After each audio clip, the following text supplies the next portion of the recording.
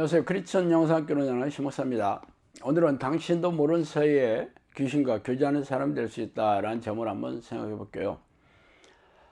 거리를 오가다 보면 사주 카페라고 간판을 단 카페가 있죠. 그곳에 가면 카페 사장이 무료로 직접 사주를 봐준다고 합니다. 물론 커피는 돈 주고 마셔야겠지만 말이죠. 우리네 조상들은 사주나 토종비결을 이용하여 자신의 운명을 알아내거나 결혼이나 사업 등의 운세를 알고자 했습니다. 그래서 지금도 꾸준히 운명을 알려주는 점집이나 토종비결이나 사주를 봐준다는 철학관 같은 곳이 명맥을 유지하고 있죠. 이외에도 젊은이들에게 인기를 있다는 타로점을 치는 카페도 있습니다. 타로점은 별자리 운세를 나타내는 타로 카드를 이용하여 치는 점이죠. 이렇게 호기심이나 심심풀이로 크게 문제 삼지 않게 하면서 끌어들여 자신의 운명을 알고자 하는 사람들의 인기를 끌고 있습니다. 하나님 모르는 세상 사람들이야 그게 무슨 상관이 있겠냐 하겠지만, 하나님을 믿는 크리스천들은 이런 행위들이 귀신들을 불러들이는 위험천만한 행위라는 것을 알고나 있어요. 실제로 적지 않은 크리스천들이 용하다는 점집을 찾아다닌다고 합니다. 이런 행위들은 하나님과 귀신을 겸하여 섬기는 사악한 행위죠. 그러나 그게 얼마나 위험한지 알지 못하고 있으니 기가 막힌 일입니다. 그래서 오늘은 그 얘기를 좀 하고 싶어요. 사울이 여호와께 묻자오되 여호와께서 꿈으로도 울음으로도 선지자로도 그에게 대답하지 아니하시므로 사울이 그의 신하들에게 이르되 나를 위하여 신접한 여인을 찾으라. 내가 거리로 가서 그에게 물으리라니 그의 신하들이 그에게 이르되 보소서 엔돌에 신접한 여인이 있나이다. 사울이 다른 옷을 입어 변장하고 두 사람과 함께 갈새 그들이 밤에 그 여인에게 이르러서는 사울이 이르되 청하노니 나를 위하여 신접한 술법으로 내가 내게 말하는 사람을 불러오리라 하니 여인이 그에게 이르되 내가 사울이 행한 일 곧 그가 신접한 자와 박수를 이 땅에서 멸절시켰음을 아나니 내가 어찌하여 내 생명의 올무로 놓아 나를 죽게 하려느냐 하는지라. 사울이 여호와의 이름으로 그에게 맹세하여 이르되 여호와께서 살아계심으로 두고 맹세하노니 내가 이 일로는 표를 당하지 아니하리라 하니 여인이 이르되 내가 누구를 내게로 불러오리라 하니 사울이 이르되 사무엘을 불러오리라 하는지라. 여인이 사무엘을 보고 큰 소리로 외치며 사울에게 말하되 당신이 어찌 나를 속이셨나이까? 당신이 사울이시나이다. 왕이 그에게 이르되 두려워하지 말라. 내가 무엇을 보았느냐 하니 여인이 사울에게 이르되 내가 영이 땅에서 올라오는 것을 보았나이다 하는지라. 자, 사무엘상 28장 6절에 11절 말씀입니다. 성경에도 신접한 여인을 통해 죽은 사람을 불러일으키는 사건을 소개하고 있죠. 이게 초혼제 비슷한 거죠. 바로 사울왕이 엔돌에 있는 영매인 무당을 찾아가 사무엘을 불러달라고 요청하는 사건입니다. 성경은 신접한 자들과 무당들을 돌로 쳐 죽이라고 명령하고 있죠.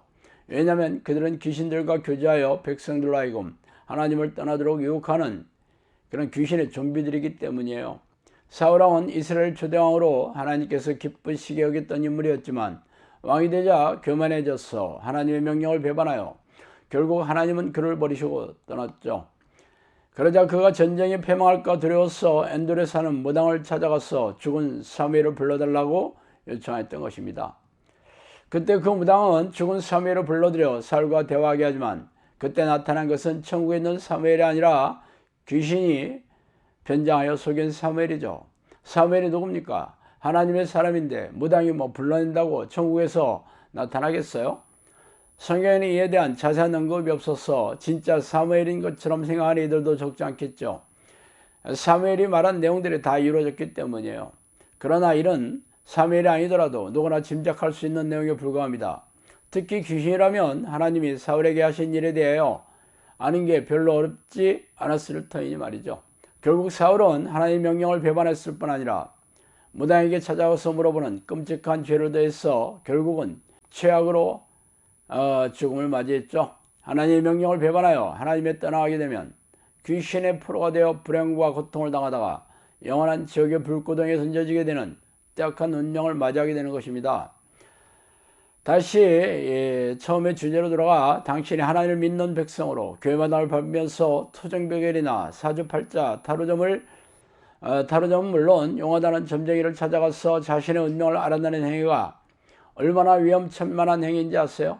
이는 하나님을 멸시하고 귀신과 교제하는 사람이 되기 때문이에요. 무릇 이방인이 제사하는 것은 귀신에게 하는 것이요 하나님께 제사하는 것이 아니니 나는 너희가 귀신과 교제하는 자가 되기를 원하지 아니하노라. 고린도전서 10장 10절이죠. 사도 바울은 이방인에게 제사하는 것이 바로 귀신과 이방 신에게 제사하는 것이 바로 귀신과 교제하는 것이라고 말하고 있죠. 왜냐하면 모든 우상이 귀신이기 때문이죠. 그러므로 하나님이 아닌 모든 타종교의 신들은 죄다 귀신들이기에 이들을 찾아가는 행위는 하나님의 진노를 불러일으키는 딱한 행동입니다.